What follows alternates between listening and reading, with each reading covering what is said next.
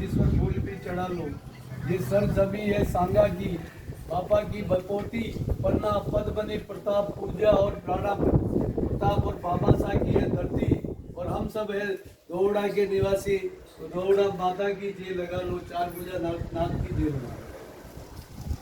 आज हमारे बीच में राजसमंद के लोकप्रिय कांग्रेस के प्रत्याशी किसान पुत्र दामोदर जी गुजर साहब, आपके हमारे यह क्षेत्र के लाडले नेता पूर्व विधानसभा प्रत्याशी पीसीसी सचिव योगेंद्र सिंह जी परमार साहब, हमारे यहाँ के दोनों ब्लॉक अध्यक्ष जी, मेरे साथ आए प्रदेश कांग्रेस के सचिव मदन पंडित जी, हमारे चार पूजानाथ मंदिर के पुजारी साहब, यहाँ पर बैठे हुए सभी हमारे कर्मठ कांग्रेस के नेतागण, सबका नाम मैं नहीं ले पा रहा हूँ। जिनका नाम मेरी जुबा पे आ गया, जुबा पर जिनका नहीं आया उनका दिल में आदर समेत नमस्कार प्रणाम।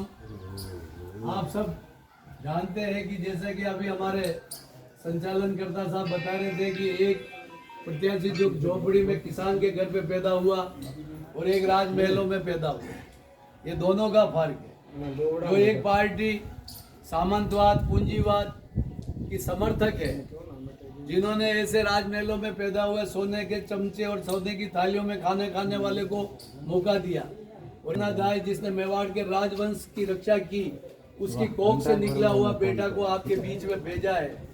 ये फैसला आपको करना है कि हम वो लोग हैं जो आन बान शान और स्वाभिमान के लिए हमने पानी पसीना नहीं खून बहाया हुआ है, और आज हमारी पार्टी ने पहली बार एक ऐसे प्रत्याशी को आपके बीच में भेजा है जिसने हमेशा अपने सेवा काल में गरीबों की सेवा की है, इनके परिवार ने सेवाएं दी है, और आज आपने शिक्षा के जयपुर में जिस तरीके से निर्धन बच्चों को कॉलेज के माध्यम से निःशुल्क शिक्षा देने का काम किया है, आज हमें गर्व है कि ऐसे समय में जब लोग कांग्रेस की सत्ता का सुख भोगने वाले छोड़ छोड़ के पार्टी जा रहे हैं, ऐसे समय में टिकट लेने के लिए लोग मना कर रहे हैं, उस समय में एक माँ के पन्नाधाय के वंशज सपूत ने ये कहा कि मैं कांग्रेस पार्टी के एक निशान, हाथ के निशान पे मैं चुनाव लड़ने के लिए आता हूँ, राजस्थान के किसी भी कोने में मुझे भेज दो, मैं चुनाने के लिए तैयार। ये होता है, ये बुरे समय में साथ देने वाला,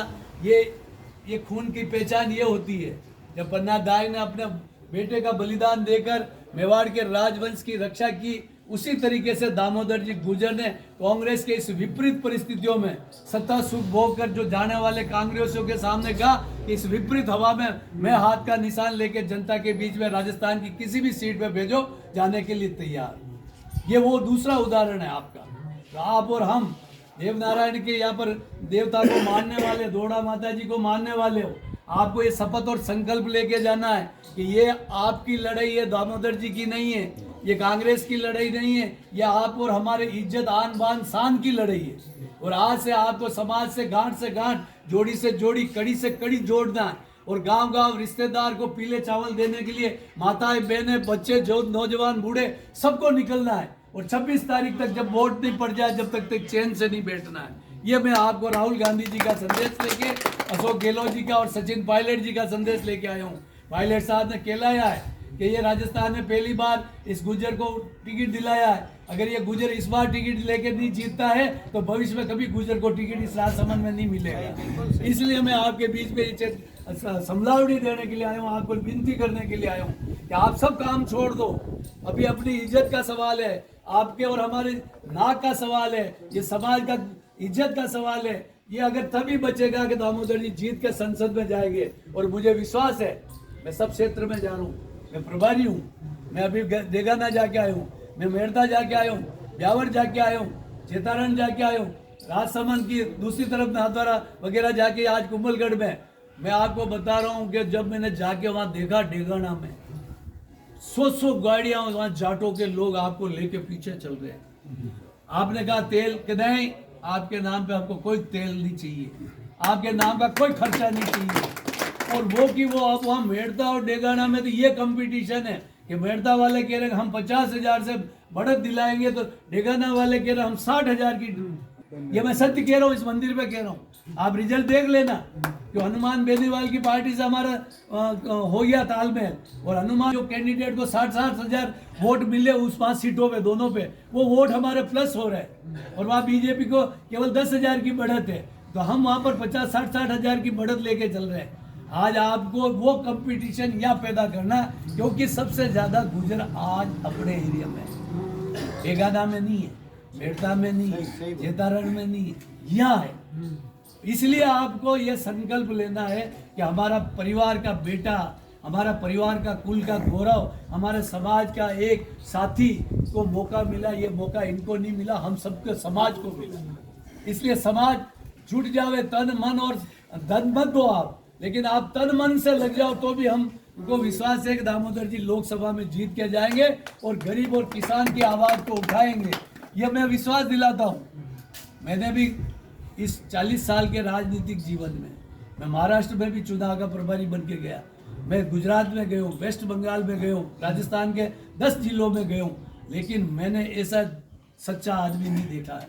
आज ये कह रहे कि मैं जहाँ जाता हूँ आप ही नजर आते हो, ऐसा प्रभारी मैंने ये कह रहे कि ऐसा पहला देखा, तो मैं इसलिए लगा हूँ कि सच्चा आदमी हमारे बीच में आया, तो सच्चे आदमी के साथ सच्चाई से काम करना चाहिए।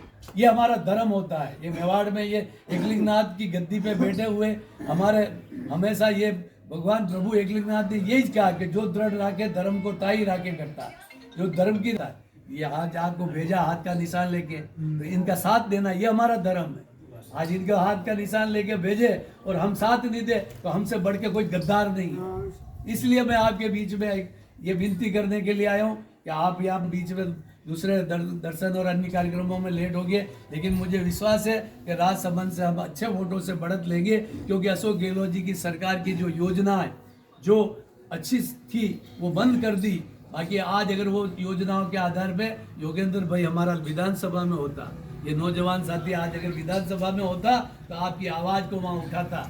आज क्या आवाज उठा रहे, कोई बोलने वाला नहीं। डबल इंजन की सरकार, और डबल इंजन की सरकार ने आते ही राजस्थान में गहलोत साहब के किए हुए कामों को बंद कर दिया। अरे डबल इंजन की सरकार तो वो होती कि गहलोत ने जो काम किया उससे डबल काम करके कहते कि ये तुमने इतना दिया मैं डबल देते हो, वो डबल इंजन की सरकार होती है। तो आज ऐसी लोगों को जवाब देने का समय आ गया। आप और हमको शपथ लेके संकल्प लेके जाना है कि हम जब तक दामोदर जी को जिता के लोकसभा में नहीं भेजेंगे हम चैन से नहीं बैठेंगे। जिस तरह की से महाराणा प्रताप ने राजमहल को छोड़कर जंगलों में आगे, गुफा में आगे घास की रोटी खाई, सोने के बिस्तर पलंग छोड़ दिए, सब छोड़ दिए, वैसे आपको भी शपथ लेनी है कि जब तक हम दामोदर जी को जिता के नहीं भेजेंगे हम चैन से नहीं बैठेंगे। बहुत बहुत धन्यवाद। इन दो पंक्ति से मैं अपनी वाणी को विराम दूंगा।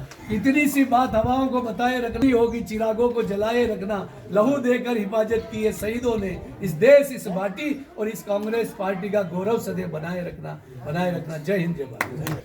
बहुत ही मतलब जोशीला बात